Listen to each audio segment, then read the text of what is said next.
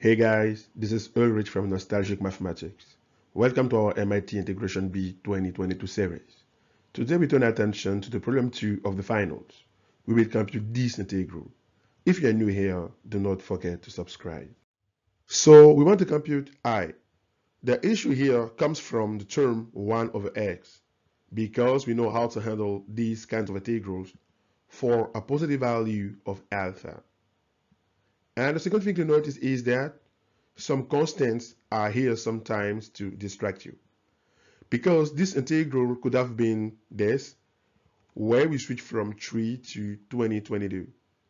So when you see these, you have two ways of approaching the problem, is to either use a sequence or a function, but which one here is the right idea? So let's first try a sequence. We introduce in is this integral.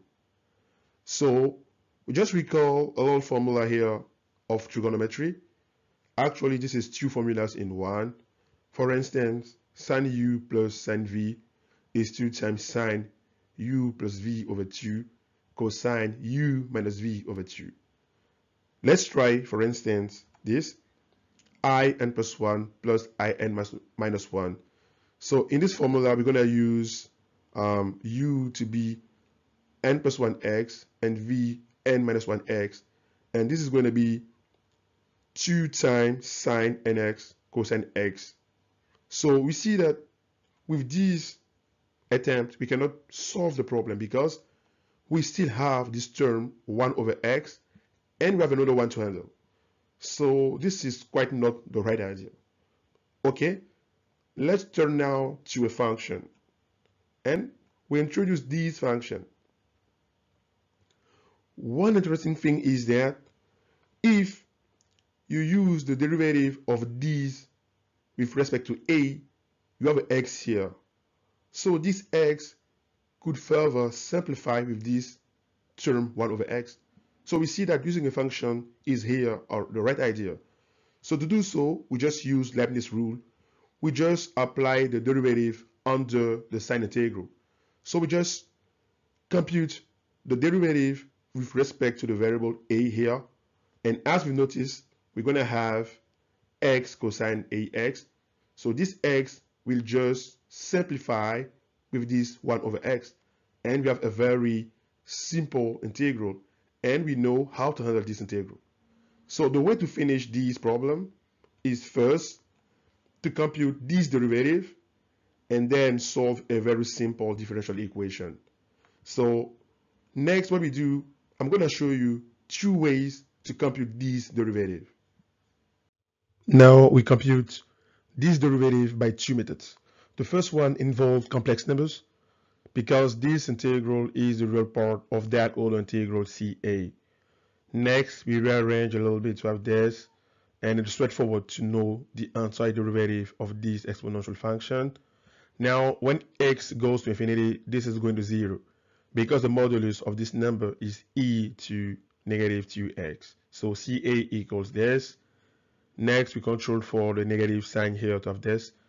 Again, we multiply both numerator and denominator by the same number, and CA equals 2 plus IA over 4 plus A squared. Separating real part and imaginary part, we see that this derivative equals 2 over 4 plus A squared. The second method is called the DI method. Actually, we apply the integration by parts many times. So if we apply integration by part 2 times, we have this following formula, and here we choose the second derivative to be e to negative 2x, and jx is cosine ax. So we can just deduce the first derivative and f, and then we compute the first and the second derivative of j to have this. Now, how to apply this quickly? We know that the initial integral goes with the first line, and that new integral here goes with the second line, and then multiply both blue terms and both green terms with this sign negative. Well, so it gives us this. So multiply these two functions in blue here, and these green functions in green here, and we have this. So it is quite interesting because this multiplication yields something that is equal to the original integrand multiplied by factor here, negative a squared over 4. and we have this. So we just rearrange a little bit. So this term is going to the left, and just factor the remaining terms of this.